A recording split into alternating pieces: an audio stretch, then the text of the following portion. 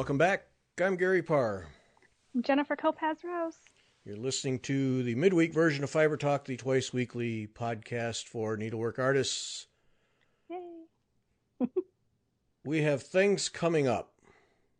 Lots of things, exciting things. Yes. Tonight, we have the Stitch Hour at 8 o'clock Eastern Time. And this one's going to be a different one. Because Beth ordered a casket kit from Trish and Wynn, Thistle Threads, and it's all arrived. Oh. Yes. And she has bit the bullet and not opened the packages. Oh. Two boxes, and she's not opened them. So we're going to open them tonight on the show. Oh, fun. Oh my goodness. Yep. So that's going to be fun. So we'll get to see what's in the kit and get to see the box in its raw form. And Patty Tronrod, I think I said that, Tronrud, I think it is, just finished a casket that is absolutely gorgeous. And she's sending us photos. And she'll be in the audience so we can ask her questions. So it's going to be a all casket night tonight. Oh, nice. Yeah. That's going to be neat. I think so. Just opening that thing up and seeing what all comes in the kit. Because, I mean, two boxes. Oh, my gosh. Yeah. Wow, that's going to be cool. And Beth said, should I open it? I said, sure, go ahead and open it. No, she says, I'm going to wait. I'll wait. And oh, my gosh. The willpower. I know. Oh, man. Yep. I don't know if I could do that. Something like that, I'd have to open it, I'm afraid. I'm afraid I would. Yeah. Right away. Yep. So that's tonight. So join us tonight for that. 8 o'clock Eastern, YouTube, a regular Stitch Hour. We get to see Beth open up the boxes that contain her casket kit. And then, of course, we'll talk about what she's going to do with it. Because she's not just going to create not going to just stitch the design the way it is. She's going to do her own thing. So we'll talk about that and then look at what Patty did. Hers is a working box for her son, who does Dungeons and Dragons and leads a group at school. He's a teacher, if I recall correctly, and leads a group at school. So he's actually going to use the box for his whatevers that go with Dungeons and Dragons. I've never played it. I have no idea. So it's I read the books. Oh, did you? Okay. Yeah, they're really good. The core series. But Dragons of Autumn Twilight. All those. Margaret Weiss and Tracy Hickman.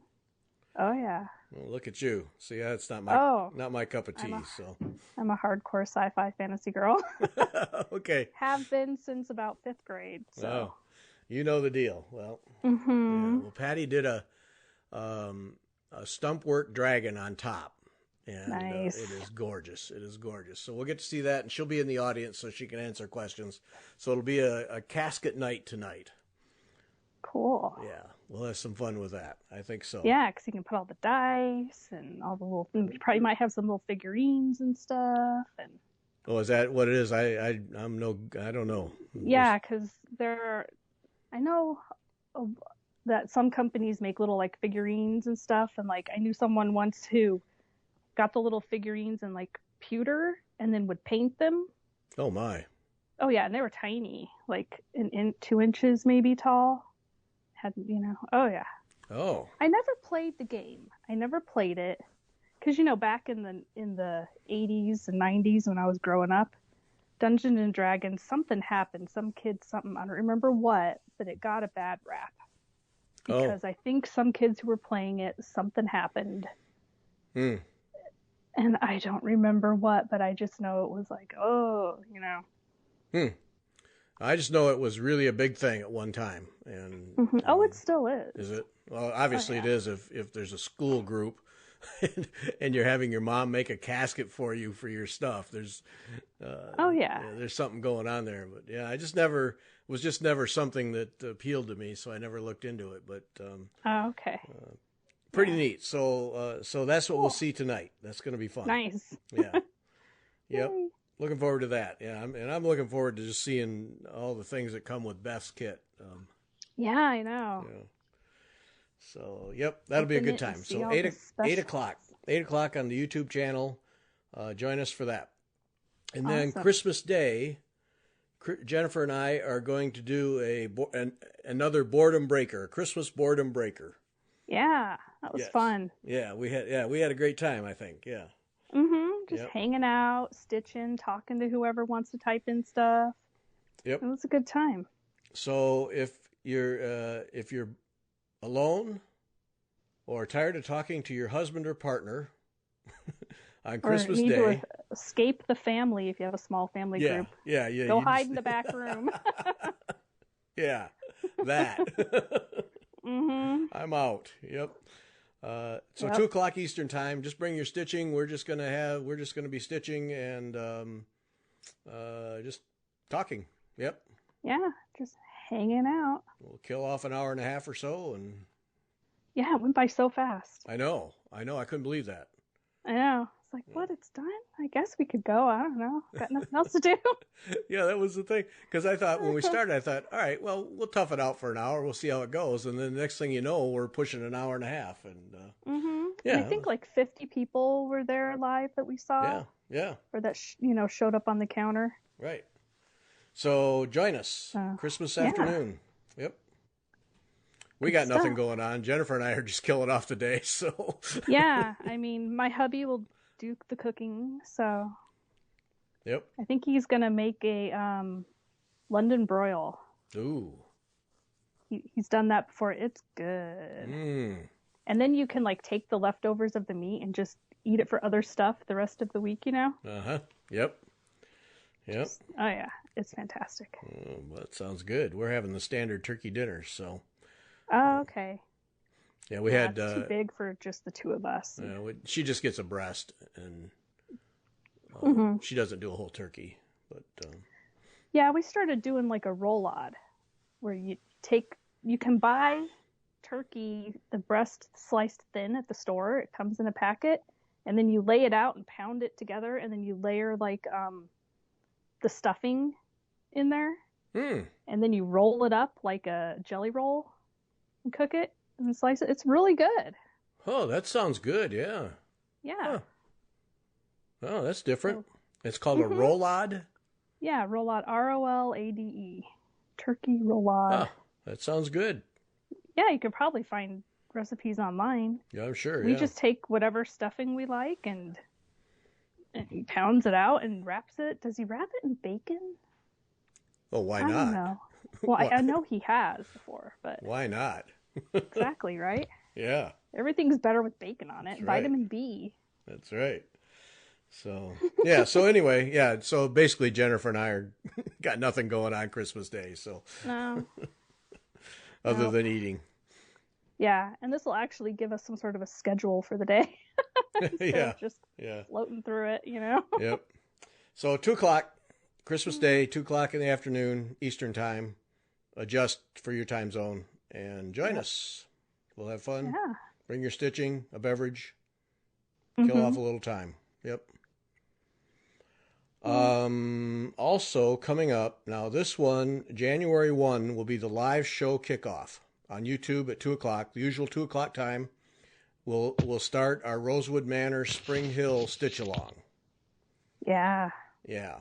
I'm excited for that. Yeah, I am too. I've been studying the chart, and I got to say, I'm getting pumped up for this one. It's sponsored by Needle and a Haystack. So Kathy Ray, Needle and a Haystack, is sponsoring this, and she has put it all together. So there are 4 kits. 4 kits are available. You can do your own thing, but there are 4 kits available that Kathy has put together. So you can do the Sullivan's kit that Karen Kluba put together it's what she used for the model and how she spec'd it using Sullivan's threads. And then Jenifer is going to do hers with DMC on Russian tea cake 37 count. Yeah. You're going to like that. I'm excited for that. I've heard everybody's like, oh, Russian tea cake. Yep. Oh, so. You're going to like that one. Yep. Yeah, so that's exciting. Yep. And then Beth is going to use the 100/3 thread on Florence 45 count. Wow. And I'm doing Soie d'Alger and NPI silks on Newcastle 40 count. Mm-hmm. So you can get any of those kits from Needle in a Haystack. All you just got to there's a page. We set up a page, or Kathy set up a page. Ooh, we. Kathy set up a page. So you just go to wetalkfiber.com/springhill, and you'll find all the kits right there, and you can just order them. Yep, it links you right to it. I tried it last week. Okay. Yep. I typed it in, and boom, instant link. Yep. Little drop-down boxes to pick your kit. You can add the chart if you need the chart. Yep. And they make great Christmas gifts if you know someone who wants to do it. Because, so my mom already knows. This is not a spoiler for her. I asked her if she wanted to do it, and she said yes. So I said, why don't I get it for you for Christmas? And she said, okay. So I've ordered it from Kathy. And she's going to do the same kit as what I'm doing. Okay. The DMC. Yep. Mm-hmm. Yep. With the Russian tea cake and stuff. So, mm-hmm. Yeah. So it's a great Christmas gift. Yep. You need a Christmas gift for someone. Join us. It's going to be fun. Yep. Yeah. It's a beautiful, beautiful design. And it's the first in a series of 4 seasonal designs. So this is spring, and then the other 3 seasons are coming. One will be introduced in May. The next one, whichever season it is, in May at the Nashville Market. So this is a chance to do this one, get it done, and then be able to do the next one in the series in May when it comes out. Right. So join us for that. We'll be a live show on the 1st. Every holiday, it seems. Now we got to do a live show. But we'll do on January 1, 2 o'clock. Jenifer, Beth, and I will be doing a live show. You and I will have nothing going on again, and Beth will have to tear herself away from the family. Uh-huh. Well, it is my birthday, so. Well, there we go. See, now it becomes a thing. A thing. Absolutely. So. Yep.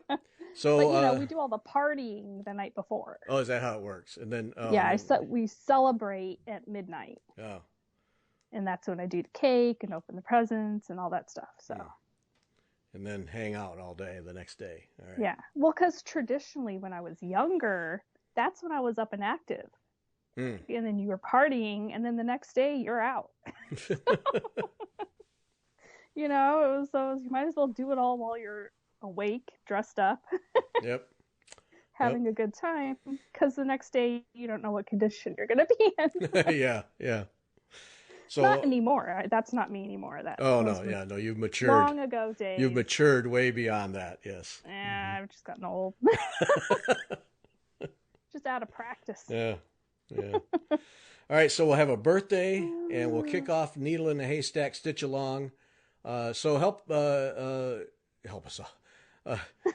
Connect with Needle in the Haystack and get your kit and join us for it's going to be fun. It's going to be a really good one. Yep. I think, now I know you guys don't like setting goals, but I think to try to keep it going, we should set a little small goal, like 2 hours a week. Now that's doable. Yeah, because I know you're really busy, and you might want to work on other things too. 2 hours a week. All right. 2 hours a week. I mean, that's like half an hour a day for 4 days, or you could get it all in one day, and then the rest of the week you can do whatever you want.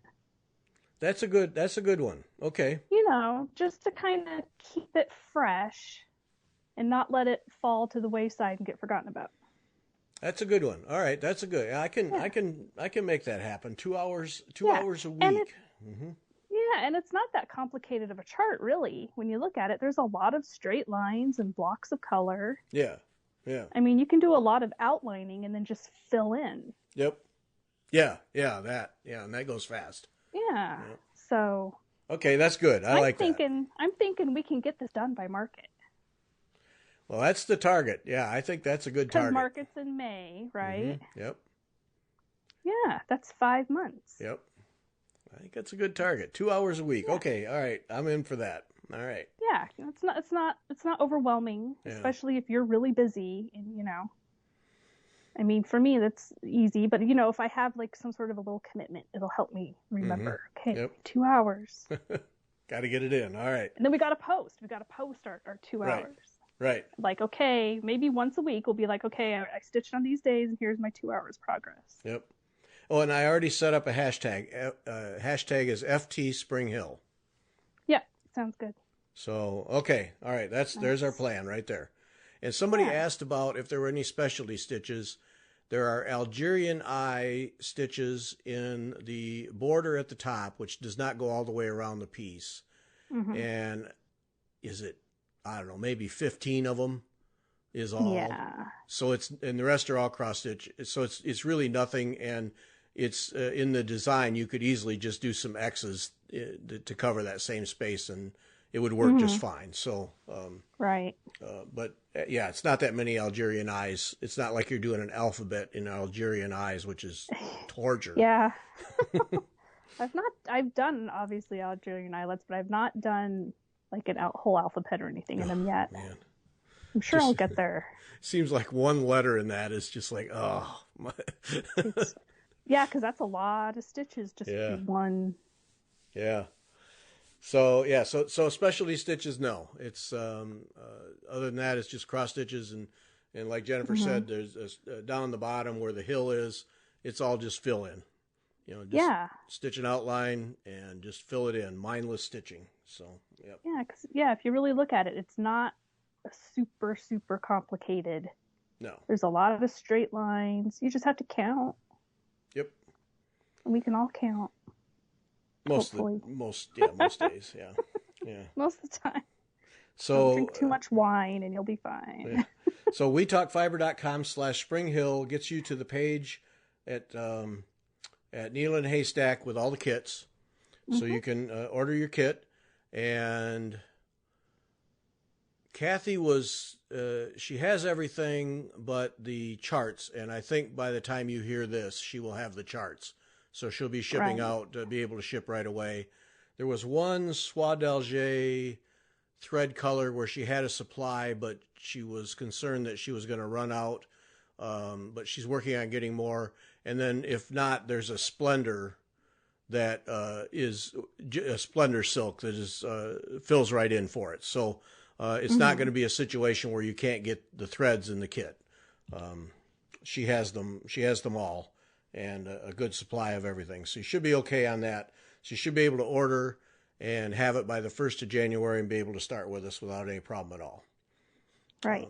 I say that, but then get on it because we know that shipping is slow just in general. So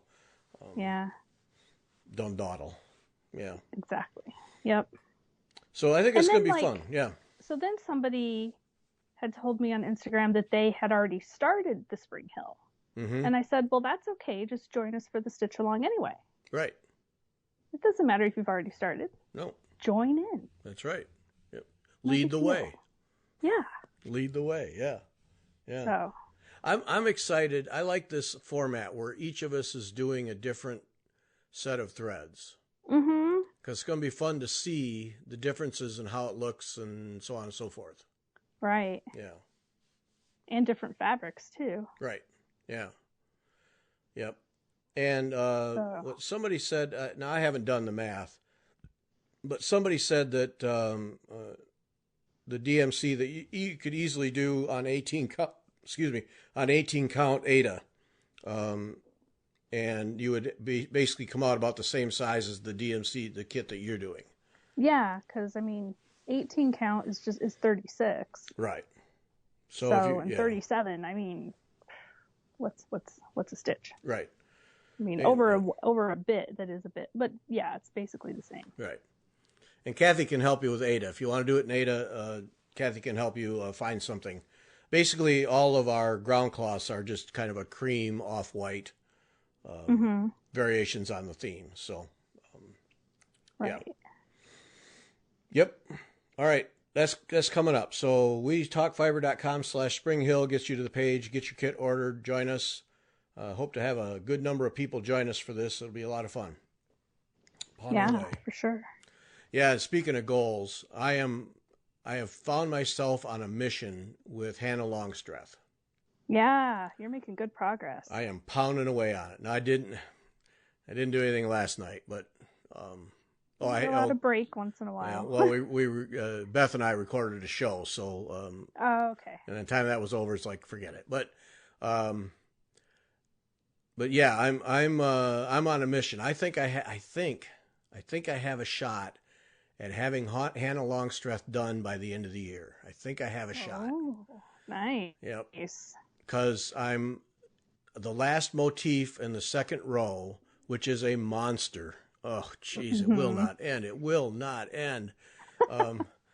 But then that's 2 full rows of motifs. And then the next thing is a couple of little smaller ones, and then Hannah's name.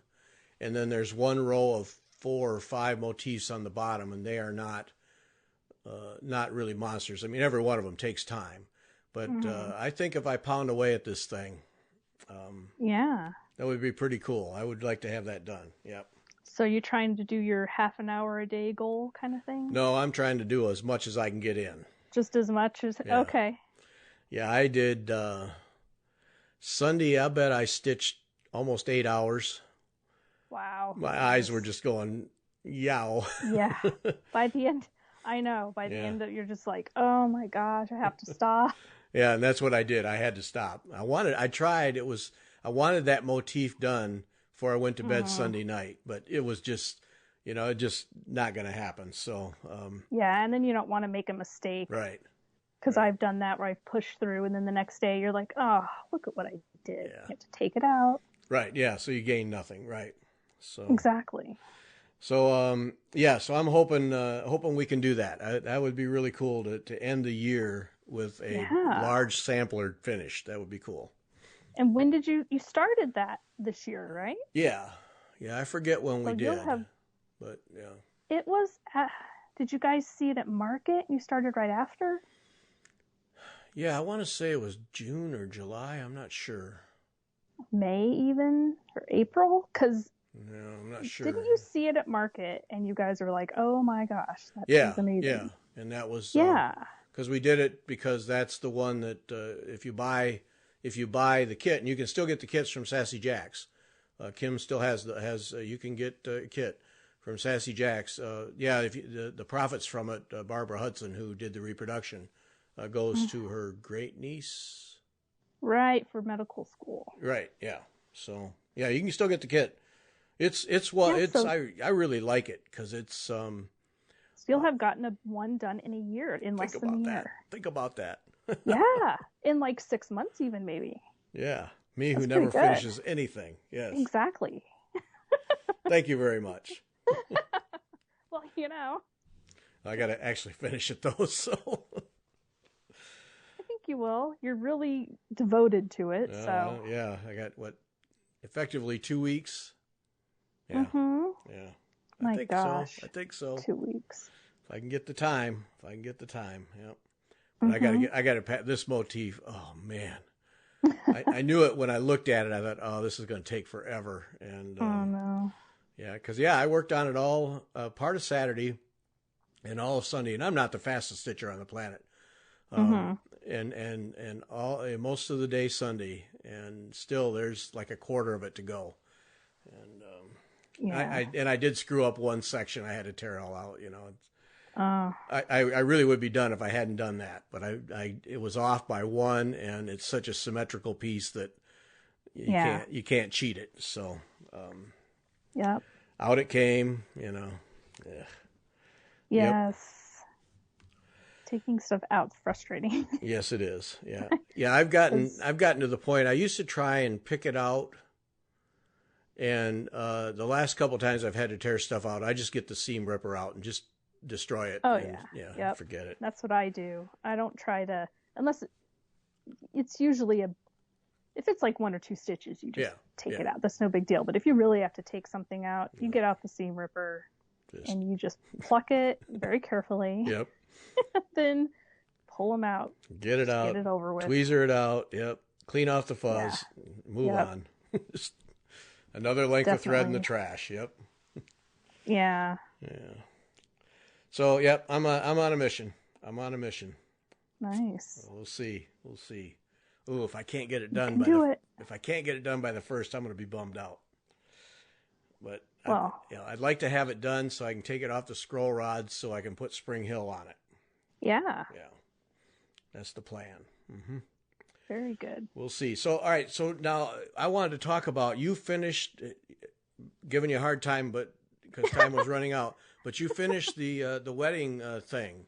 And that thing is beautiful. It really worked up nice. Why, thank you. Yep, my Swan Wedding Sampler by Doreen Jones. And you can get it on her Etsy. She's on Etsy, Doreen Jones Cross Stitch. And she's in England, I believe. So, and but you did it on Lugana? Yeah, 25 count Victorian red Lugana. And I did it 1/1 with the Soie d'Alger silks. Yep. Mm-hmm. And it came out really pretty, but man, that Soie d'Alger is fussy. It kept slipping out of the needle.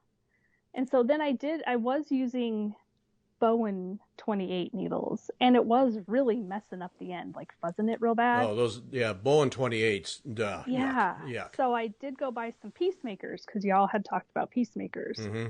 And I went and got some of those. What a difference. Yep. Huge difference. Yep. So that made it much better. And I did that early on. I switched them out. I was like, all right, this needle, and they're talking about these other ones, so I'm switching it out. And so it came out really well. I like the coverage, but the only thing that I didn't like is the back stitching with Soie d'Alger on that tiny of a count. I think that the thread is too fat for that. Oh, uh-huh. And like the silk isn't spun tight enough. Mm. So when you do the back stitching, sometimes it will kind of, you'll catch it on an untwisted part, and it'll flatten and fatten. Oh, so you get an inconsistent line then. Yeah. Mm. And that's kind of annoying. But I did the best I could. I worked with it. I was like, it is what it is. I don't care. Well, and still, the viewing distance, it probably doesn't show up near as much. Yeah. When you're doing it under magnification, you're like, oh my gosh, look how horrible it is. Yeah. But then when you back it up, it's like, it's fine. Yeah. Yep. So all right, a couple questions. Number one, you were gnashing your teeth the other day about Soie d'Alger. And some people are fine with it. A few people love it, and you can find a whole bunch of people who hate it. Because it does fray. You got a fairly short lengths. Yeah. Mm-hmm. Like maybe 8 inches. Like short. I mean, I usually stitch with long lengths of thread. Yeah. And in order to use and not to waste a ton, you can do longer, but you're going to throw more away. So I just do shorter.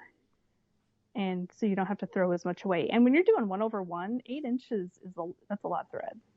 Yeah, it's like a long length for 1/1.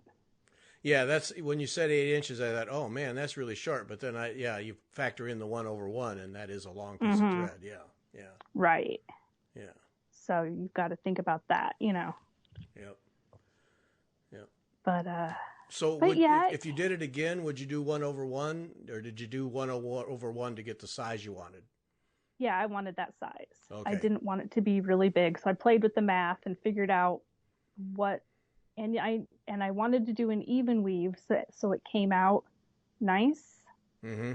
Because sometimes linen, you have the thick threads and the thin threads, and I like that look. It's just for this piece, I wanted it to come out exactly perfect. Yeah. I didn't want it to be wonky or lopsided. Other stuff I don't care, but this one I cared. Yep. So I wanted to do an even weave and 25 count. That's a, for 1/1, it's kind of, it's big. Yeah. Yeah. Like on my Jennifer Gilbert, they have that 1/1 in the verse, and that whole thing uses Soie d'Alger, and that's on 40 count, and that's working out just fine. But then when I got to the 1/1 on 40 count with that thread, it was a mess. It looked terrible. It was lumpy and uneven, and I was like, and fuzzy. The fuzz really popped. Because you're doing such a tight, it really makes the fuzz pop. Yeah. So I was like, no, this isn't. So I just did it in DMC. Oh, okay. And it was just black 310. So I just used one strand of 310, and you can't even tell. Uh-huh. So, works. Yeah. Yeah. Yeah. Yeah. So I had to substitute it out. And I didn't have any other kinds of. That's the first time I've used silk in my butterfly lace mandala too. But this is like the first year I've ever stitched with silk. Hmm. So it's new for me. So I don't know a lot about it. Yeah. And I knew of some of the other kinds, but I knew that 103 was really thin. And I was like, I want good coverage. So that's why I did the other one, because it was thicker. Mm-hmm. But I think I'm right on the borderline of you go any smaller and it's just not going to work. Oh, okay. Like 28 count. I don't think I would not use one that's on 28 count over one. Yeah. No way. It's just, forget it. So. Yep. Well, your wedding sampler is beautiful. 20 years commemorated. That's great. I know. Yep. 20 years. It seems like, it's like, wow, that's a long time. But then it seems like it's not been that long. Yeah. Yeah. That's a good thing. Mm-hmm. If 20 years seemed like an eternity, that's generally not a good sign. Yeah. No. If you think about it. Sometimes it's like a blink. It's like, gosh, have we known each other? I mean, I met him when I was 25 and he was 28. Mm. It's like, oh my gosh, I'm going to be 48. A long time. Yep. It's like almost half my life. If it's flying by, though, it's a good thing. Well, yeah. It's fine. Yep. It's been fun. It's not dragging or, Right. I'm not suffering. So. Good. Glad to hear that. Yeah. Uh-huh. Yep. Yeah. Yeah. Been good. So that's getting mounted in an oval frame and. Mm-hmm. Yep. Yeah, it'll fit in an 8x10 oval frame. So I'll just go to the Hobby Lobby and find a frame, and I think I'll probably cut out a piece of foam board or whatever, or the foam core. Yeah, I'll get the oval from the frame, draw around it, cut it out, and then I'll probably do that lacing thing, where you do a running stitch and then just pull it. Oh, kind of like you would do with a circle. Yeah. Mm-hmm. Yeah, I'll do that. Wrap, Mm-hmm. To make it wrap nicely. Yep. So yeah, and there will be glass on it because all the silk and stuff, and we live in a humid climate, and humidity makes everything sticky. Mm-hmm.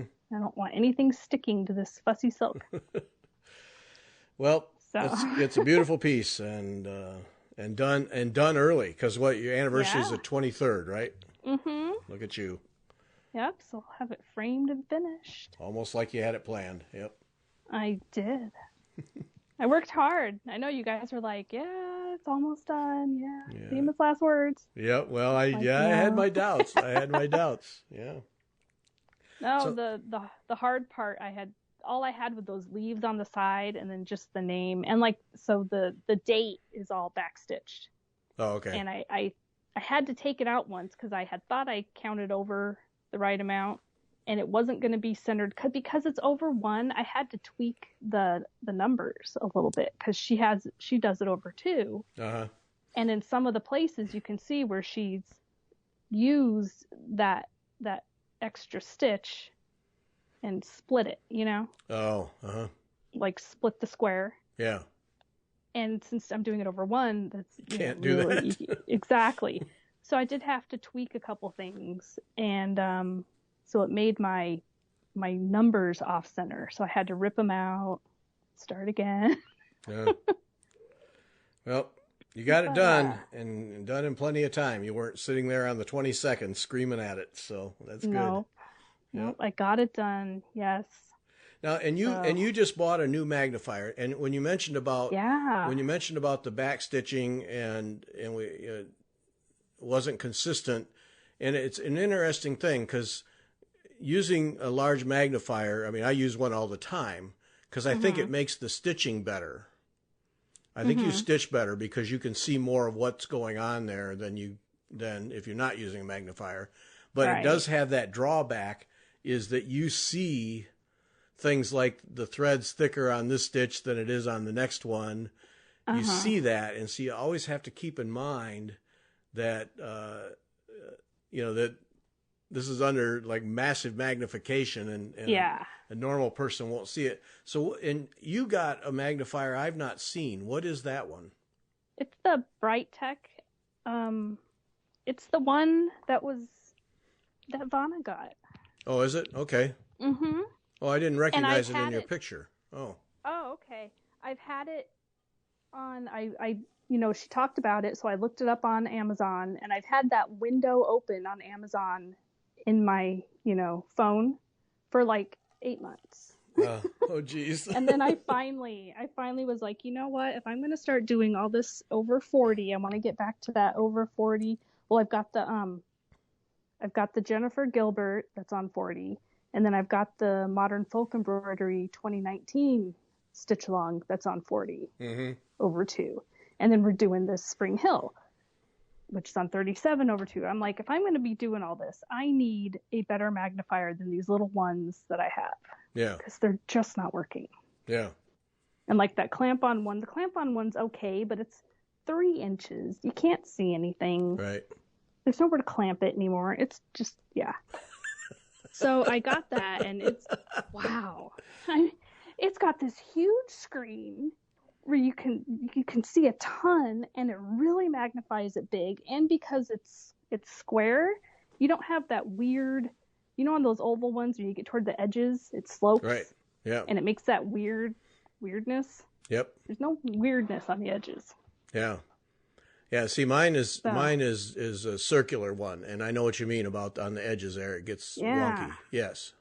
Yeah, so there's no edgy wonky, which is nice. Yeah, you sent the picture, and I just didn't recognize it. But so you're really happy with it then, huh? Yeah, and then also all of my other ones, they do have a teeny weeny little LED. That really doesn't light up anything. Yeah. So I've always had my light, my like bright light is over my shoulder behind me. Yeah. And that works fine when I'm doing just other stitching that I don't have to use the magnifier. But then when you have to try to use the magnifier, that light reflects off the magnifier, off the lens, and reflects back into your eyes. And then you have to move it. You're trying to but you need the light because the little dinky light on the little magnifier doesn't work. Right. So now that problem is gone.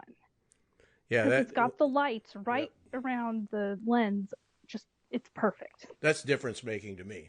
The magnifier is nice, but having that even, really bright light right where you need it. There's no glare. There's no flare. There's nothing. It's just and there's nothing getting in the way. Yep. Yeah, that is huge because that's been another problem that I've been dealing with, and you have to move your head around and you have to move the magnifier, and I'm just tired of fussing. Yeah. Well, that's just it. You can get too many moving parts. And by the time you get them all adjusted, it's like, oh, just never mind. Yeah. And then your dog wants you to get up and cover her with the blankie, and you're like, I just got settled. Right. Yeah, you get your cockpit all adjusted, and then you have to get up. It's like, oh, give me a break. I know. Yeah. So yeah. But it does have to live in my sewing room with my other chair. Okay. Because I did have it here in my main room, and it's just too much stuff. And then also I had it coming over on my right side, and I'm right-handed. And when I stitch, when I stitch two-handed, my right hand's on top and my left hand's on the bottom. Mm-hmm. So when I pull my top thread, my right hand, it keeps hitting the magnifier and the bar and stuff, right?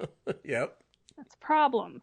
So I took it in the other room where there's more room for it, so it's not, and I have it coming over from the left side. It's perfect because my right hand can work the way it needs to work. The left hand goes under, so it's not hitting it. Yeah. Perfect. Okay. And the chair is a little smaller, so it reaches over better. Oh, okay. The neck reaches over better. So it's a better cockpit then. Uh-huh. Yes. So, and it's good to change where you sit in the house sometimes. You know? Now, see, I have mine in front of. Right. See, I have it in front and then arcing over toward me. Yeah, I thought about that too. And it might get maneuvered a little in the other room. We'll have to see. Yeah, yeah. There might be some maneuvering happening if I need to. Yeah. So. Yeah, see, mine is not a Bright Tech. I don't really know. There's no brand name on it. Okay. And the gooseneck thing works, but where the gooseneck connects to the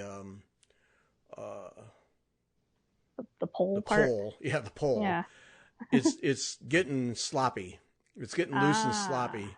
And quite frankly, I'm hoping one time I'll bend that thing down so I can go to work and it'll just snap off. Then I'll have a reason to go get another one. That's funny. It's like, break, please. Yeah, this one was like $90. It wasn't even that expensive. Yeah. And I have Amazon Prime, so right. Free shipping. Yep. Well, it's a nice one. Yeah. Yeah. I think it's a game changer. Having a magnifier Definitely. with lights on a stand that stays where you put it, and I think it makes it so much easier. Yeah, and it magnifies big. I got the 3 diopter. Oh, yeah, I was going to ask you. So not 3, okay. Not the 5. The 5 was too much, and Vonna said it made her feel sick and stuff. Yeah. So I just got the 3. It's huge. It's like the biggest magnification I have, and it's like, wow. All right, so I meant to ask you about that. So at 3, it's a lot of magnification, but it's not distorting and it's not weird to your eyes. Right. Yeah. Okay. It's gonna make that 40 count look like 14. Yeah. Like and Ada, you wear your glasses when you do that? I do. Okay, so I wear my right. because I have to, for the readers. You still have to be able to see up close. I still have to wear the readers. I wear 2s. Yeah. So. Okay. I wear 2s for normal range. If I'm doing really up close work, I put on 3s. If I'm doing something further away, like if I'm in my sewing room and I'm ironing or cutting fabric and it's arm length away, I wear 1s. I have different sizes of glasses and different strengths all over the place. It's crazy. I have one word for you. Bifocals. No. Yeah. Because then you have to move your head weird. No, you don't. No, you adjust and you don't even think about it. No. Yeah. No. My sister, I got LASIK, my sister so does. My sister does that reader glass exchange, and 500 of them in the house. So she, and I just look at her every time she's searching for them, and I just go, Nancy, bifocals. Just deal with it. I know where they all are. I know which ones are where. It's not a problem. All right. I don't want to have the glasses sitting on my face all the time. That's why I got the LASIK. I don't look good in glasses. Okay. All right. And bonus, I got rid of my migraines. Yay. Yeah, well, that's a lot to be said for that. Yep. It's been a year. It's amazing. Yeah. Well, I'm hoping mine breaks. I'm hoping my magnifier breaks really soon. Because last night or night before, it was pretty sloppy. And I thought, man, that thing is, man. And then Just give it a good yank. Yeah, I know. I'm tempted. Oops, sorry, honey, I broke my light. It works, so it works, so I can't fault it. But I really do hope it breaks soon. Yeah.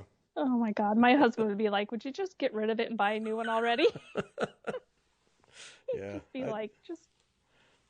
I need it. Do it. I need mine to break. I will. I'll start pulling harder on it. That's a good idea. Yeah, just yank it. Give it a good yank. So, all right. So that Bright Tech, then that's well built all the way around. You're happy with the construction and everything. Well, I've had it for like less than a week, but yeah, it's good. Yeah, but I mean, is the base heavy on it? Oh yeah, definitely. Okay, so it weighs a ton. Okay, good. Oh yeah. All right. Definitely big old heavy base and. Yeah. Yeah. Yeah, right. I really like it so far.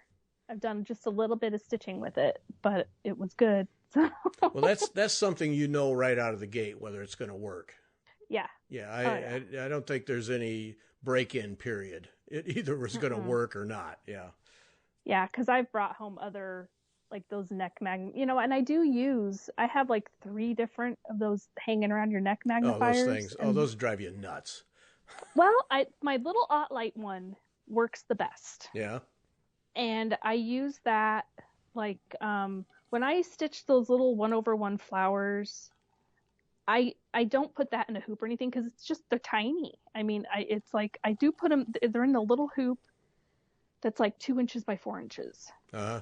And the whole thing. So I just hold that hoop in my hand and stitch, and I use that little magnifier, and it works just fine. And that's what I was using to stitch the wedding sampler too. Mm-hmm. Is I'd put the wedding sampler on my fanny stand hoop thingy, and then it was all just the right, but you still have to adjust the light and then tilt the magnifier. But I made it work. Yeah. And I do like it, and I will still use it for smaller projects, but for these big ones, where, you know, I have them on the scroll rods and stuff, it doesn't work so well with the scroll rods. Right. Yeah, I have one of those stringy things that rest on your chest, and that's the way I did it for a long time. And it was, I just got so tired of constantly adjusting it. Yeah. It just, you know, and so now, I mean, I keep it because it's a nice hand magnifier, and it has a nice, almost a 1 inch, like 3 times, 4 times magnifier little piece set in it. So that comes in handy. Right. So I keep it, but I don't use it to stitch anymore because I just felt like it was never quite where I wanted it. I know. Yeah. It's hard to get them just, this one I finally got the knack and I can get it just right. But the other ones that I have, they just never, or the lens bent too weird. And then like my little Light one doesn't have a rim. And the ones that have the rim around, that just, I don't know why that bothers me. Like with my glasses, like my reading glasses too, I have these where they have no rim. It's just all lens. Yeah. Yeah. Because having that rim blocking my vision bugs me. Which is why I like this Bright Tech thing. It's got this huge screen. It's almost like an iPad screen size. I may have to go downstairs and stomp on my magnifier. Go give it a good kick. Oh, darn it, it broke. How did that happen? Oh, man. Did I accidentally knock that over? Oops. Amazon, help me out. Exactly. Yeah, I might have how to did that baseball bat end up there? Yeah. Well, I have a feeling if I just tripped over it right, it would snap off. Yeah, I have there you go. Feeling, don't hurt yourself in the process. I know. Yeah, that'd be the next thing. Yeah. Yeah, I'll be in a cast, but the thing will be broken and I'll have a new one. Yeah. Oh, my goodness. Yeah. So okay, so you're winning all the way around. Yay for you. Mm-hmm. Yeah, that's great. Yep. And then I have stretcher bars for my Springhill, and then I'm getting ready to start one of those Teresa Wensler little mini samplers, and I wanted that on stretcher bars. So I have these one stretcher bars that I had bought because I liked how it had the end knobs instead of having the side thing squeeze. Yeah. The roller, it has the end knobs. Yep. So what is this brand? Let me look. And I bought them Arabesca or something. Arabesque. But it's got these weird clampy things. And they go into a ridge on the pole, and you're supposed to clamp the linen down. But I've tried it, and it's uneven, and the clampies are only like 4 inches long, 3 inches long. So it's hard to get the linen on there well and straight, and it wiggles it. It's just... So what I did is I went down and got my staple gun, and I staple gunned on a piece of the twill tape like I did for those other ones I made. Oh, okay. But this time all I had to do was staple on the twill tape. The rest of it was already done. And so then I was able to sew my linen on, and I'm ready to go. And then you get a nice even. Yeah. So I just took ones that I had that I didn't like how they worked, and I just modified them and made them how I want. Yep. Which is what I like to do. Now, see, I hate that twill tape. You don't like it? No, because I always feel like I never get even attachment across the piece. Now, do you use a sewing machine, or do you just baste it on? I do it by hand, and on the twill tape you can see there are lines. Yes. Because the way it's woven, and what you have to do is you make sure your linen's even. And what I did on this one is I took and basted a line of thread through the edge of the linen to make sure it's perfect, and then I lined that edge up with the edge of the twill tape and then sewed it on. It's fiddly and it's tricky, but you can get it done, and I did it, and it's even. Okay, so back up the truck. So you, all right, so you well, but see, this is, helpful Well, to yeah. people because a lot of people use the twill tape. So you Right. basted a line in the linen so that you would have a reference point. A perfectly straight line, because those linen lines, it's hard to follow. Right. And you think you're following a straight line, and then you end up being 2 or 3 off because it plays tricks with your eyes. Right. So you do that, and then that lines up with the edge of the twill tape. Yeah, I lined it up so that I could. It was like maybe a 1/2 inch from the edge of the linen, maybe a little bit less, and I lined up the very edge of the twill tape with that line so that the overlap is what I sewed on. So that way the linen is square to the twill tape. Right. Okay. That's how I did it. And I pinned it a couple places, but you just have to go slow. And also on the bars, on the twill tape, I found the exact center, and I marked it with one of those Pigma pens.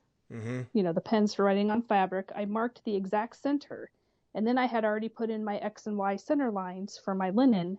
So I matched up the exact center of my linen with the exact center of the scroll bars and pinned it so that on each end, so I knew it was centered up, so it's not wonky one way or the other. Okay, so there's a couple. That's a couple of nice little tricks there. So that gives you the best opportunity to get that linen on square and even and centered the whole bit. Okay. Right. Yeah, and that way it's exactly centered on both ends because you marked it permanently. Right. So yeah. All right, and then talk to me. I don't use it, but I know a lot of people do, so it's helpful. And then so when you sew it on to the twill tape, what are you using for thread? Are you using a heavier thread, or what are you doing? Just some scrap sewing thread. Okay. Doubled up, or single strand? No, just single. And then I just do like 1/4 inch long or even smaller stitches, just a running stitch. Okay. And then at the beginning and end, you tack it down really well because the beginning and end can flare. Yeah. So. And then when you get it on and get it scrolled up, then you're getting good tension all the way across. Mhm. Yeah. Yeah. Okay. Yep. And depending, like when you have to kind of lay it out and set it up so when you roll it, I like it to roll so that the finished side, the front is in the well. Yes. So when you roll it, you get the back of the linen is rolling up. Right. And that's the part that you would touch. And depending on how you want it to roll, like on this one, I did it kind of 2 different ways. On one, the linen's on one side of the twill tape, so you kind of have to make sure you tuck it so it doesn't kind of crease. Mm-hmm. On the other one, I was like, what if I do it on the other side of the twill tape? So when it kind of rolls, it rolls under the twill tape. And so I don't have to worry about tucking. It's like a smooth. I should take a couple pictures and try to send them. Okay. But yeah, and it, like I said, it's a little fiddly. You have to put on the sidebars, and then you have to have the sidebars on the table and have it hanging over the table a little so you can get your hand underneath. Yeah. Yeah, I did a video on how to do this. When I set up the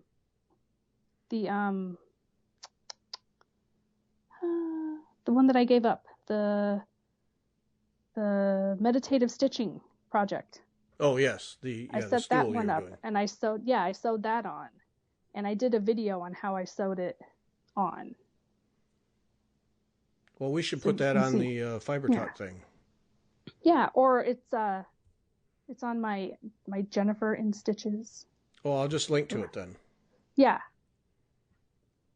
I'll just link to it in the description. I changed the name of my, not that I do floss tubes, because I do this now and I'd rather do this than my own floss tubes, but I made a video and stuck it up there. How to sew on linen onto scroll bars. Oh, well, then we'll just link to it, because I think it would help people. Oh, okay. Yeah. And I mean, that's the first time I ever did it. And I just kind of figured it out as I went along. Figured out your own system. I was like, I know this can be done because it's how it was done in the past. So. Right. Yeah. It's not like it's a new thing. Yeah. It's been done forever by thousands of people. Yeah. Right. So, and what I'm going to do is I haven't taken it off yet. I'm going to take that meditative piece off of that, and my butterfly lace mandala. I put that one on scroll bars using that Velcro method. Yes. Which I'm not exactly happy about that. I'm going to take that, and it's the same length. Like it's, same length. So I'm going to take that off of those and put it on and sew it on these other ones. Mm-hmm. Yeah, I can't get excited about that Velcro method, because on the surface it sounds like a really great idea. Yeah. But I don't know. One thing that I saw was like when I turn it, this pokey part, even though you had it was touching the linen, and then you have that, I don't know. And I did put a piece of batting there to protect it. But I don't know, it's just bothering me. Yeah. Yep. It's just like, I just don't know about that. So I'm going to take it apart, and I'm going to put it on, I'm going to sew it on my ones that I made so that because it'll just make me feel better. Velcro in general, if you need to get something lined up exactly with Velcro, it seems to me like it's just really hard to do. It can be fussy. It's definitely got its purposes. Yeah. Oh yeah. Yeah. But I don't know about for this. Yeah. Because if you're just doing like a tab closure on a pair of gloves or something, you just need it to hold. Yeah, that you can do it. But if you need it lined up with no wrinkles or creases, it can get. And I got it pretty well. It did pretty good, but still, it pulls different. I don't know. Just didn't seem right, huh? Yeah, and then it's all sticky on the edge of your linen. I don't know. Maybe I'm just imagining problems that really aren't there. Yeah. Well, but that's the thing with a lot of this kind of stuff is if we got 20 people in a room and talked about attaching to scroll bars, there'd be like 17 different ways to do it. Right. And the 3 people who agreed would still do it in a different order, I mean, everybody has their way, and a lot of it is when you're all done and you start stitching, do you feel comfortable that it's lined up and set up the way you like it? And and it may be fine, but if you're not comfortable with it, then it's always in the back of your mind. Oh, I really wish this was this way. And then when you go to roll it and rotate it and stuff, it's bugging. And then also it's on one of those ones where the sidebar is what clamps.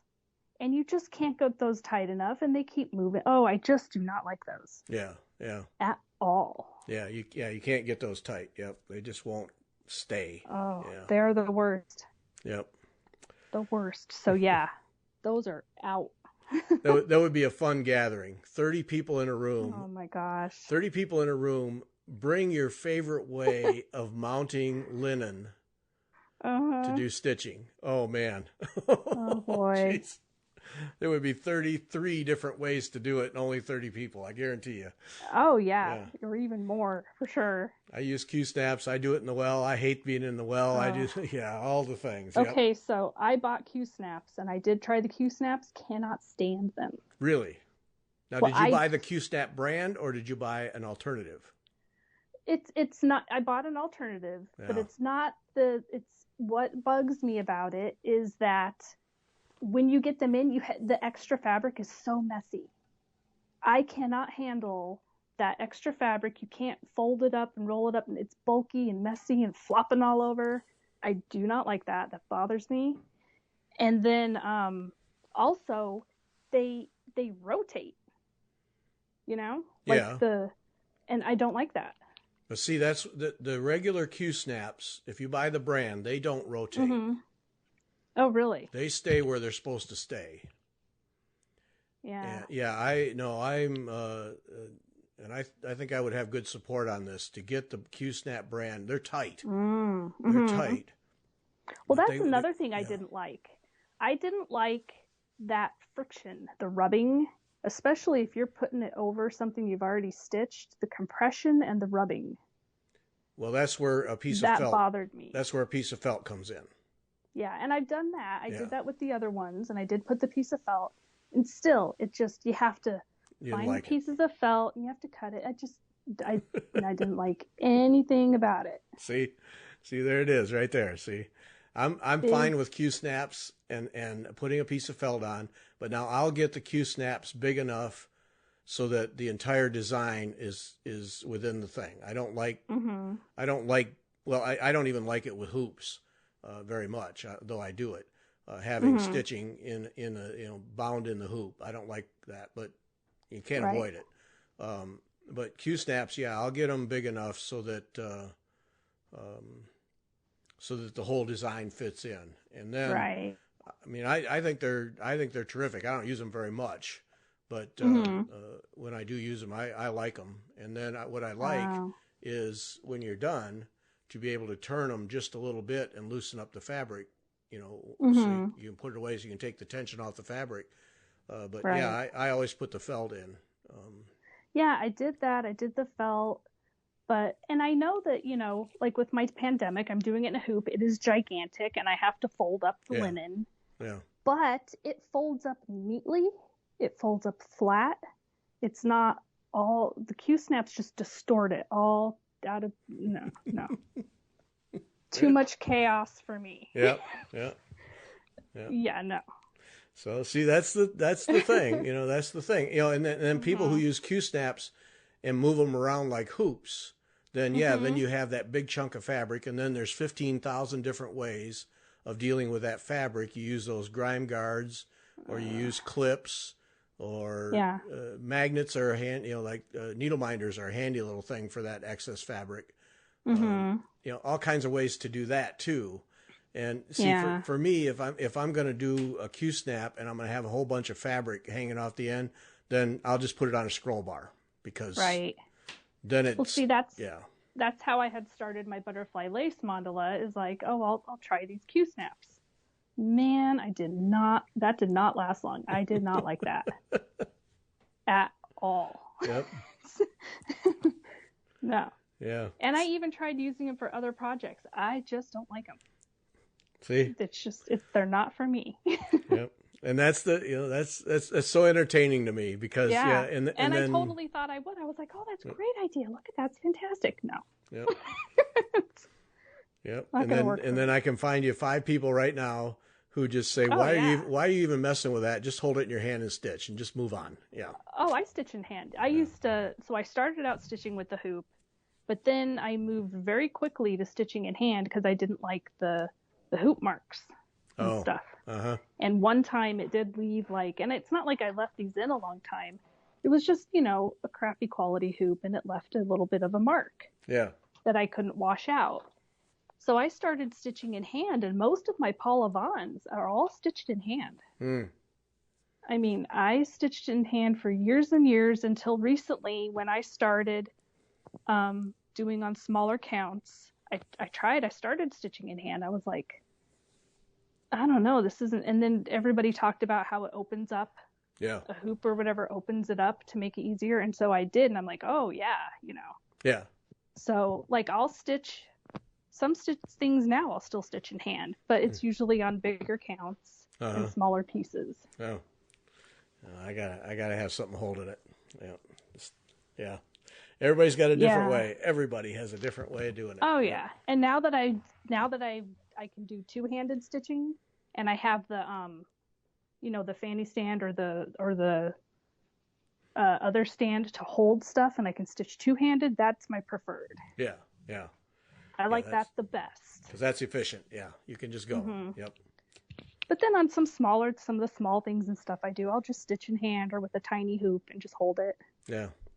Well, yep. All different.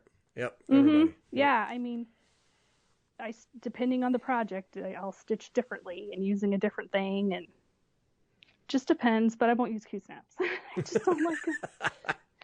Well, you're entitled. That's all right. Oh man. Okay. I tried different sizes. Just wouldn't work. All right. Well. Yeah.